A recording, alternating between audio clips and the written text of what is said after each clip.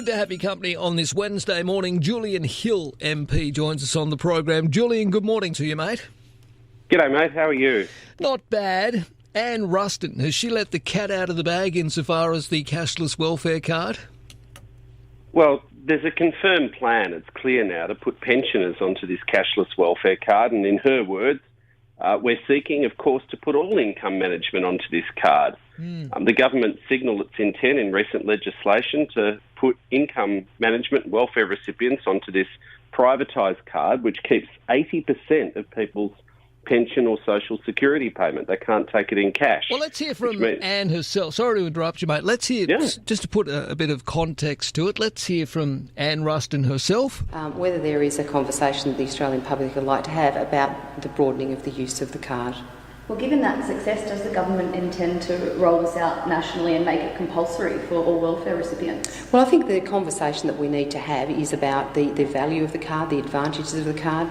The new technology has been a real game changer in the ability for the card to actually provide additional value to participants.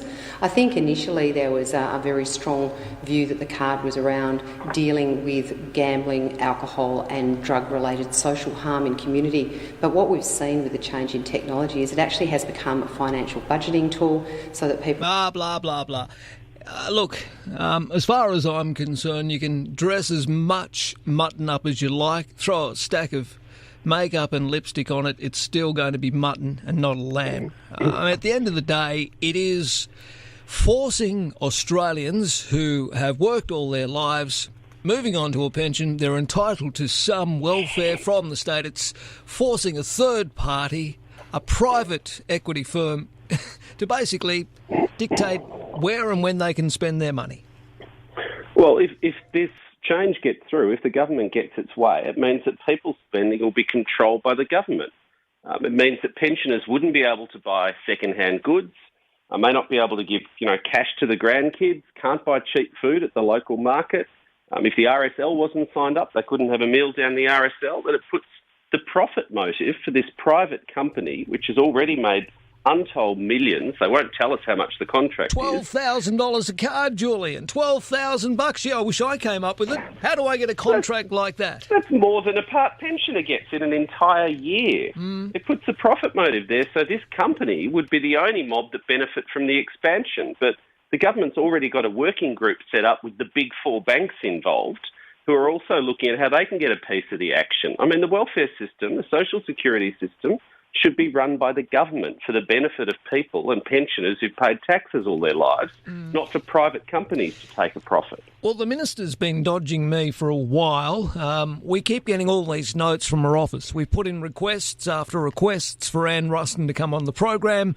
The latest I've got is, a cheat sheet, if you like, that tries to debunk all of the claims. Claim 1, the cashless debit card cannot be used to buy groceries and does not successfully block the sale of alcohol, blah, blah. Participants need to travel to supermarkets that accept the cashless debit card.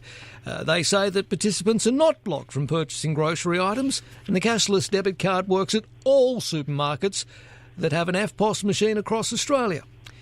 They go on to provide all sorts of other rebuttals to what they think are myths. But, I mean, I've heard plenty of anecdotal evidence to suggest otherwise. Well, they're still trying to sell an awful product. This should not be forced on pensioners. The vast majority of pensioners manage their money perfectly well. They know where every cent goes. And the government, you're right, Anne Ruston, the minister's been dodging this.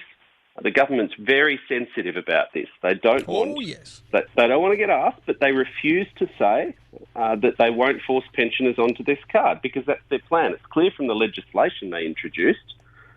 People are not silly, though. Your listeners are not silly. The only way to stop this abuse of pensioners and having this card rolled out will be to see a change of government. It's the only way to send a message. They've been trying this now for years. The bill in Parliament was 2 years ago, and this is their plan. It's clear as day. And actually, it was on your program, Marcus, that when you had Elbow on a few weeks ago, that for the very first time there was a clear commitment, you broke the story, that a Labor government will scrap the privatised Indu card, and we will not force income management on any community that doesn't want it.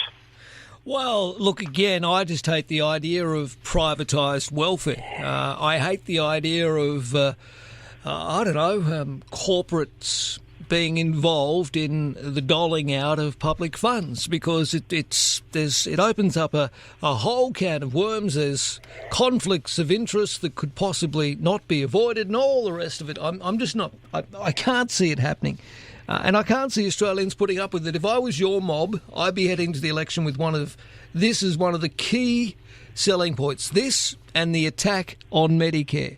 If you can't get that across the line, then I'll give up. For goodness sake. Yeah, well, this mob are addicted to privatisation. You know, we busted that plan a few years ago on Medicare when they were trying to privatise whole chunks of Medicare.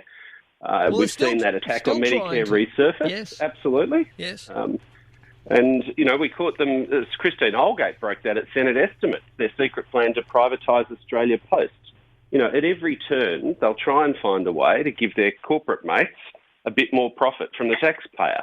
These things, the welfare system, Centrelink, should be done by the public service in the public interest. God knows we've got enough of them. Yeah, well, it's cheaper to deliver services that way for the taxpayer, and people can be assured then that the people delivering the service are acting in the interests of the public and the taxpayer. They're the values that sit around the public service, not a private company. Yeah, and look, there is a stigma, rightly or wrongly, attached to this sort of card, the cashless debit card. We know why it was initially set up, and look, I don't disagree with it being in place for those that perhaps want to go on to some sort of system, but it needs to be operated by the government, not a third party. If the government wants to control in a way where, you know, maybe in troubled communities, whatever, and if people... It needs to be voluntary, not compulsory to begin with. I mean, there may be some young people that do need a bit of a hand in budgeting, and they want to make sure that their commitments are met without wasting money. I don't have a problem with any of that, but it should come with education rather than being forced onto a card that's operated by a private company. I mean, we should not be corporatising welfare at any stage. No one should be forced onto this card. And the card, where it may have a place, exactly as you say, where a community resolve amongst themselves and come to the government and say, we think there's a role for this, and it should be a service run by the public, run by Centrelink. And you're absolutely right, you use the word stigma. That's the word which keeps being reported by people, and pensioners are scared of this. The shame, the stigma that comes from having to go into a shop as if you've done something wrong simply for being on the age pension, which you've earned. It risks the government controlling where you can spend your money. But those points also about low-income people not being able to get best value for their money is really important. You know, buying cheap food at the market, having a meal at the RSL, buying a second-hand washing machine if you need it, not paying top dollar. That's actually how a lot of people get by, and this card removes the ability for people to do that and shoves it into the profit stream. Yeah. All right, good to have you on, Julian. We'll talk again soon, mate. Thank you. Thanks, mate. Julian Hill, making perfect common sense. The cashless debit card should not be rolled out nationally, and all Australian welfare recipients should not be put on this thing. Absolutely not. It's the corporatisation of welfare, and as Julian rightly points out, you know, it won't be about supporting people who deserve a helping hand. We've all earned it. We've all paid taxes. We've all worked, you know, particularly if you're approaching pension age. You've worked your entire life. You're part of the backbone. You've built this country. Why should you be forced onto some sort of third-party corporate card in order to receive what's due? I just think it's ridiculous. 13 12 69, the open line number. Do you agree, disagree? Let us know. 22 after 7 now.